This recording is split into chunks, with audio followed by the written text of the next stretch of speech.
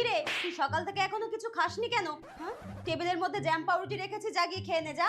না মা, আমি আজকে কিছু খাবো না, আমি শিবরাত্রির উপোস করেছি। রাত্রিবেলা আমি শিবের মাথায় জল ঢালতে যাব। হ্যাঁ, শিবরাত্রির উপোস করেছিস?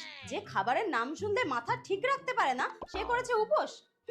ঠিক আছে, কিছুক্ষণ পর বলছি পোলাও আর ঝাল ঝাল করে কড়াইশুঁটি দিয়ে আলুর দম করেছি, খাবি?